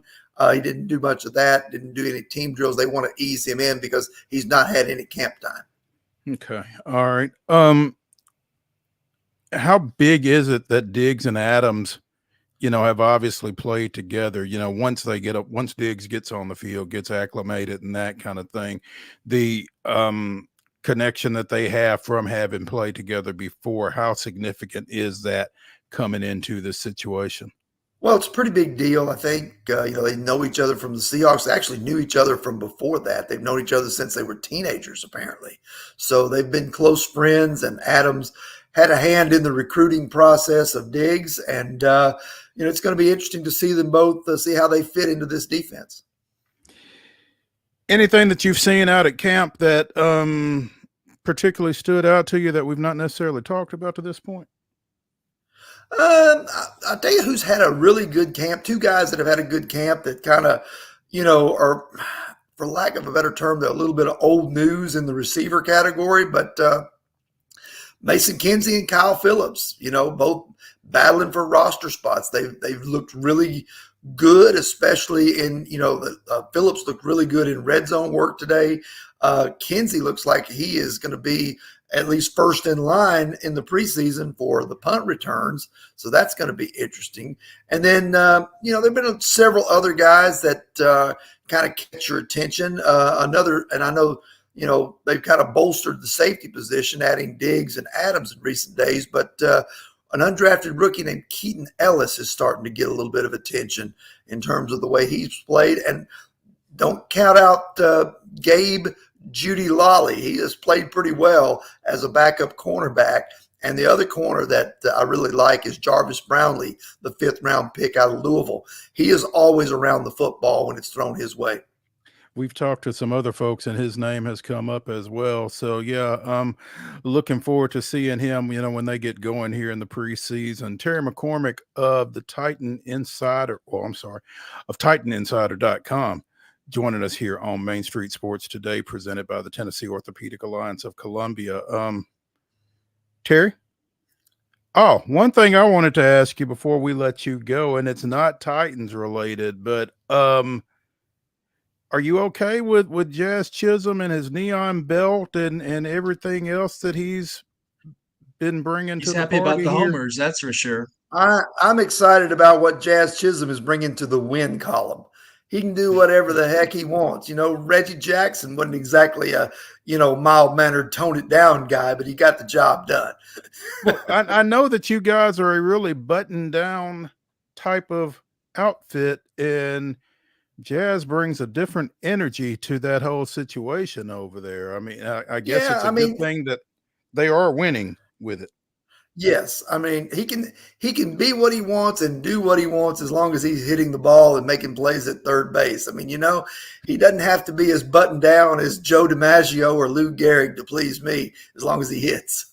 Well, and at third base is an interesting scenario as well, given Gleyber Torres's comments, and so you got to be happy to see that production there. Yeah, I'm afraid Gleyber will look really good in a Pirates uniform or something next year after we send him away. There we go. Terry McCormick, you can find him at Terry Mac 13 on Twitter. He holds it down at TitanInsider.com. So be sure and check out his work there. Terry, we appreciate it, and we will be catching up with you. All right. Thanks, guys. All right. Hey, when we come back to the Lee Company studios after this break, it is Wild and Wacky Wednesday. We will be bringing you the weirdest, wildest, and wackiest news from across the globe. Stay tuned after this.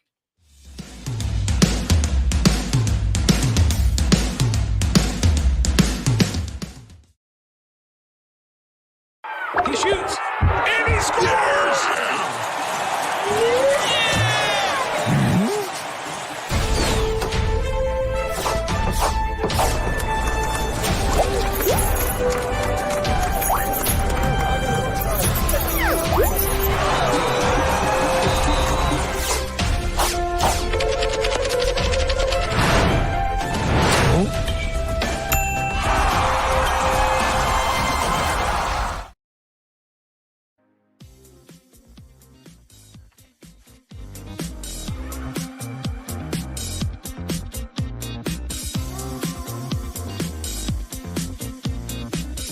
It is Wild and Wacky Wednesday here on Main Street Sports Today, presented by the Tennessee Orthopedic Alliance of Columbia. I'm Maurice Patton, joined by David Wilson, who is sitting in for Wade Neely. Wade is hanging out in Texas. Deep in the stars at night. Yeah, exactly. So David keeping me company here for about another 20 minutes before he gets off to his duties with the Nashville Sounds as they continue their 6-game series tonight out at First Horizon Park against the Indianapolis Indians. Go on out there and say hey to Dave. Take in a little baseball. But it is Wild and Wacky Wednesday. It's time to give you some of the weirdest, wildest, and wackiest news from across the globe. And we're going to start in Texas. And it's got nothing to do with Wade, but I hope he doesn't run across any hammerhead flatworms. An invasive species of worm, toxic, hard to kill, and dangerous to native critters, but likely pose little danger to humans or larger animals. They are quite intimidating looking. Now, I mean, obviously that picture there is not to scale, I don't imagine. I dang sure hope not. But they don't look like anything that you would want to mess with. Again, they're toxic, they carry parasites, and they regenerate. So if you cut them in half, suddenly you got 2. And they have invaded Texas. And the problem apparently is, with heavy rains, they come to the surface, and other, not necessarily humans or animals, but other worms can be, I guess, infected, maybe, for lack of a better word. Worms that, may do good. So Count me out on that. yeah, I'm telling you, man, I don't want anything to do with foot-long worms.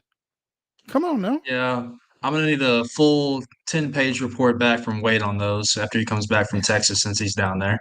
And they are saying that, well, it's being advised that you kill them on site, which I'm all for that. But how? Because again, if you cut it, then They can regenerate. Yeah. It says there are this article on popularmechanics.com. There are a few solid ways to do that, most of which include placing the worm in a container, parentheses, while wearing gloves, of course, and either filling that container with a substance or placing it in an inhospitable environment. Salt, vinegar, hand sanitizer, soapy water, and citrus oil should all work, as should freezing the worm overnight or placing it in direct sunlight for several hours. That sounds a little cruel and inhuman, but I'm not necessarily against it. Apparently, these worms are not just in Texas, but they have been seen in Alabama, Florida, Georgia, Louisiana, Mississippi, North and South Carolina, and California. So, man, I think I will just not look at the ground when I'm walking and, ignore them and maybe they'll go away. That's hammerhead flatworms, David. Who knew? They'll come to Tennessee. Yeah, stay south. I'm good with that. A little easier to see and a little farther away, thank goodness. In Australia, they have had their second fatal crocodile attack in about a month. Authorities killed on Monday a large crocodile thought responsible for Australia's second fatal attack in a month. The latest victim was a 40-year-old man from New South Wales who had been fishing while on vacation with his wife and children.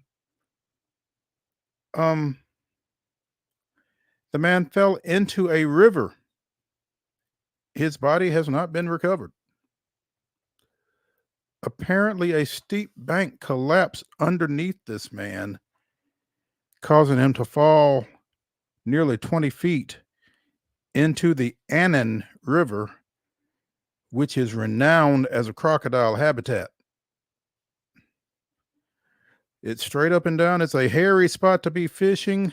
We grew up watching the croc swim around there, and I wouldn't go near that edge. There's always one or two big crocodiles living there, according to a resident of Cooktown, where this took place. Count me out on that as well. Yes. Well, as Wade and I wade through these stories from week to week, we encounter a lot of animals, and that is generally our takeaway. Leave them alone. I want as little to do with them as possible. I don't, fortunately, see a trip to Australia anytime soon, so I should be in good shape as far as this goes. But the earlier attack involved a 12-year-old girl who was swimming with her family in a creek. Her remains were found days later, and wildlife rangers shot her 14-foot killer.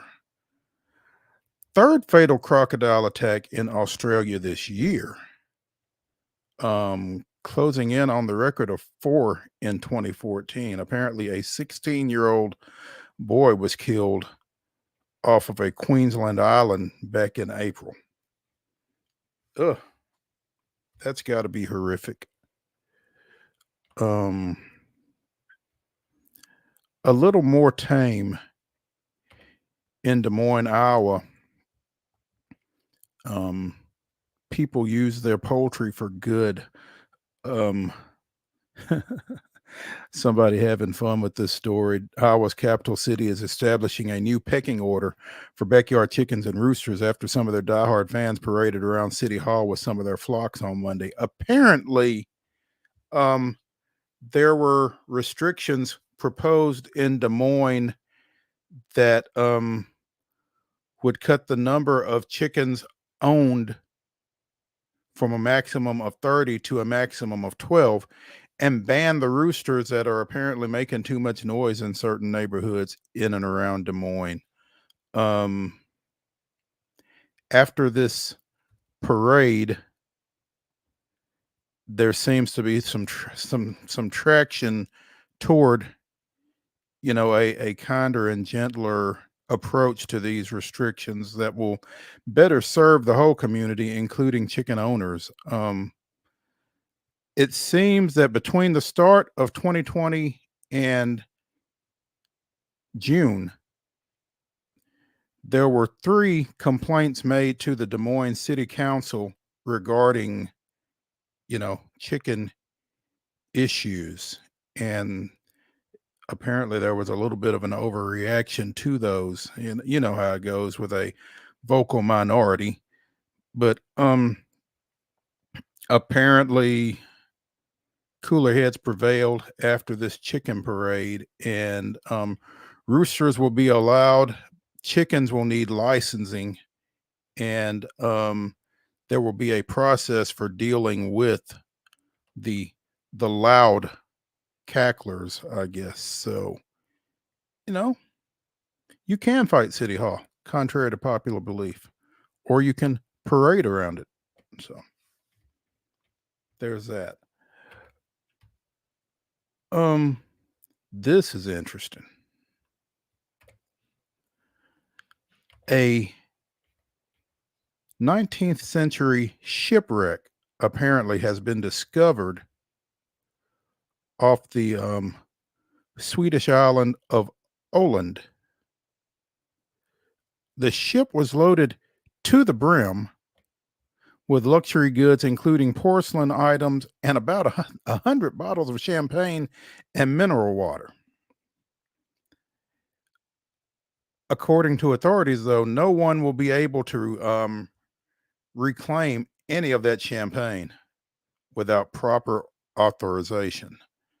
Apparently, the wreck's location has been known for about 8 years or so, and it is registered in the Swedish National Antiquities Office Cultural Environment. Middle of last month, Polish scuba divers came upon the shipwreck. Wine and water experts are trying to carry out lab tests on the contents of the bottle or bottles, but Swedish authorities have labeled the sunken ship an ancient relic, which means that it requires a clear and strong protection to remain intact. So can't mess with it. I mean, I'm sure that there's a lot of curiosity with regard to, 19th century champagne. The champagne bottles are a fantastically well-preserved find that gives us a snapshot of shipping and life on board at the end of the 19th century. You must not damage the ancient remains, which also includes taking items from the wreck without permission from the county, according to a county official in Sweden. So, had the wreck been from before 1850, it would have automatically been listed as an ancient relic. But it's been established that the cultural and historic values of the wreck were so high that it should be declared as an ancient relic anyway. The ship sank sometime in the second half of the 19th century. Could have been on the way to either Stockholm or to St. Petersburg in Russia at the time that it went down. So it's pretty wild.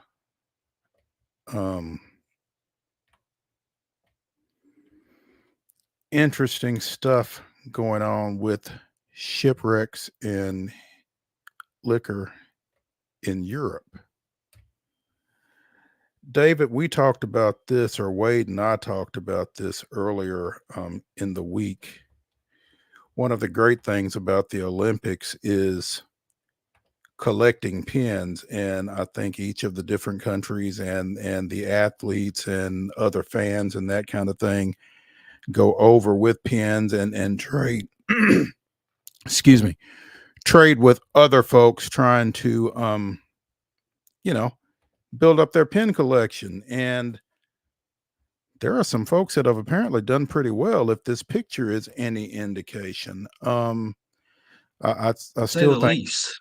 Yeah, I still think one of the most fascinating pins, obviously, is Snoop Dogg's depiction with the smoke rings, which I think is really appropriate. So Having him on the call for the equestrian matches with the horses is just pure comedy to all those that go back and watch. Just I mean, he's wow. just pure comedy. He has been, it's been obviously unique and unexpected, but just the energy that he has brought and the reverence, man. I mean, it's been really cool. He's not laughing this thing off, and I don't feel like folks are laughing at him. They're laughing with him at some of the stuff that he says and the attitude that he brings to it. It's just, he's just kind of a blank slate on so much of this stuff that it's really fun to watch. apparently the first modern Olympic Games, athletes carried badges for IDs, and I guess they traded those, and now it has evolved into these different pins, media pins, sponsor pins, athlete pins, mascot pins, and folks have begun trading them, and it's really picked up after the last two Olympics that didn't have spectators, I guess. So Serena Williams describes herself as a first-class pin collector. Tennis player Andy Murray is a big pin collector, apparently. And again, obviously, Snoops is one of the biggest gets over there, I guess. So the AP's pins are going for upwards of $30 on eBay. So and everybody is in on it. Apparently there is a barista at a local Starbucks who asks every journalist if they have one. So, pin collector from Los Angeles, Craig Robbins, people are wired to trade. In life, if you cannot exchange, you die. Human beings, we want to trade. So, it's kind of a barter system there, I guess. But it's an interesting dynamic there. We'll have to check with Teresa Walker when she comes back and see, one, if she was able to pick up any pins, and two, if she was able to sell any of her AP pins. Because it sounds like there might be a cottage industry going there. So, but yeah, these pictures with these pins are really kind of cool. I wonder what the LA themed pins will look like in a couple of years when they go to LA. I know, and trust me, I don't think you want to be living on the West Coast in LA during that time with all the things that are be going on in LA during the Olympics when all those countries come and all those athletes are flooding Southern California. It's going to be really crazy. I mean, I've never been to LA, but it's crazy enough as is. But when you add an Olympics into it, and it'll be the first one since the 1984 Olympics in LA, and everything has really expanded since then, and social All the media, venues obviously, and that you everything. need, Yeah, all the venues that you need, all the traffic out there without the Olympics is rough. So I guess if you're the Dodgers and you're the Angels, you need to avoid town for I don't know how that's yeah. going to work. It'll be interesting to see how they do that, particularly with the major league teams. I mean, there are times I know that when the College World Series used to go to Omaha, the minor league team would go out of town like 2 weeks. I'm not sure that you can necessarily schedule a 2-week road trip for a major league baseball team, but And the players would definitely not be happy about it either. It'll definitely bear watching there. Dave, do we have an update on the USA women and Nigeria? Let me pull that one up for you.